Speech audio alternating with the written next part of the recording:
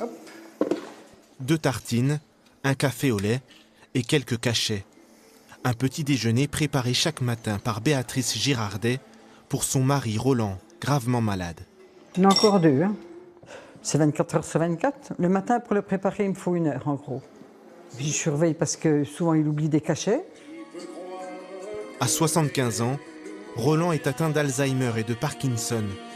Incapable de se déplacer seul, il passe le plus clair de son temps dans son fauteuil, la radio allumée.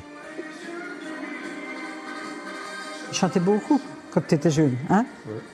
Il chante encore maintenant, mais bon, il perd un peu les paroles. Hein? Ouais. Tu veux les voir? Il y a 20 ans, Béatrice a dû démissionner pour se dévouer à son mari et le soutenir face à la maladie qui, peu à peu, lui efface la mémoire. Là, tu vois pas qui c'est. C'est un moment. En fait, c'est normal que je m'en occupe. Faut pas, on est mariés pour le meilleur et pour le pire, donc voilà. Mais moi, ce qui me bloque surtout, c'est qu'on ne peut pas profiter d'activités, de choses comme ça.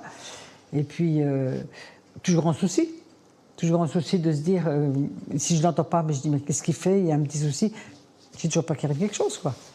La retraitée fait partie de celles et ceux que l'on appelle les aidants. Un rôle difficile à assumer seul.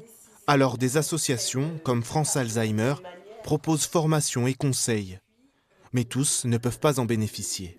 Les gens viennent parce qu'ils sont près de Besançon. Mais pour avoir des unités d'accueil qui écoutent les aidants en dehors de Besançon, c'est très compliqué. Ça manque d'informations pour les gens et nous, on manque de bénévoles pour pouvoir aider. Aujourd'hui en France, entre 8 et 11 millions d'aidants accompagnent un proche malade.